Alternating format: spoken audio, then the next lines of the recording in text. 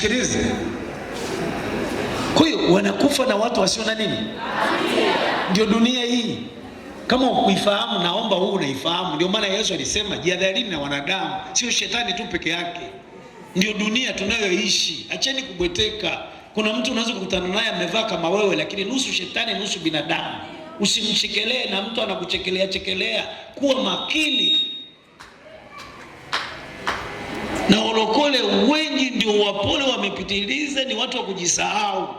Yesu ametuambia tuwe wajanja kama nyoka na wapole kama hua. Hajasema tu mwe kondoo muda wote. Kuna ujanja kama nyoka na mpole kama hua. Kuna maana sana ya fundisho hilo. Siku moja nitafundisha, muda ututoshi.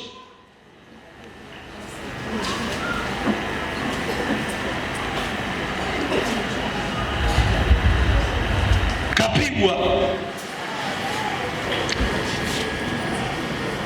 Yaani wewe sasa hivi upita huko mitaani, ukimgusa tu bega mtu, wewe marehemu.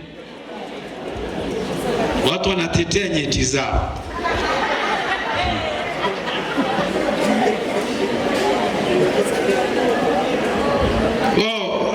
Si bora tu hiyo nyeti iondoke, upunguze matatizo au?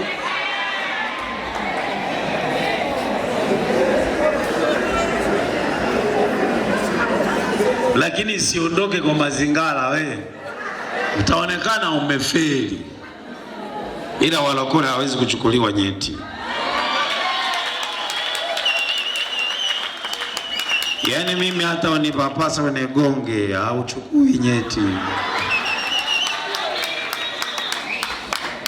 Nishakombolewa kweli kweli mimi.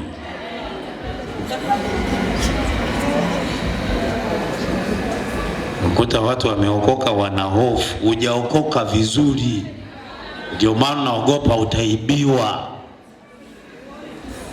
Viwango vya wokovu ni viduchu. Hata hapa vijana wengi ni viduchu. Sasa nikuta wamenipapasa.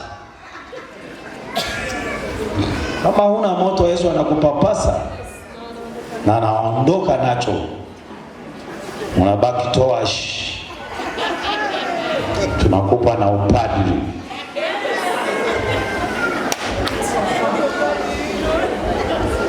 Simesema mapadri hawaoi. Inabidi utakuwa padri wa house of prayer. Sio wa Roma, unakuwa padri au towashi. Sisi tutakuita towashi wa house of prayer, kwa sababu unafanya towashi kwa ajili ya ufalme wa mbinguni.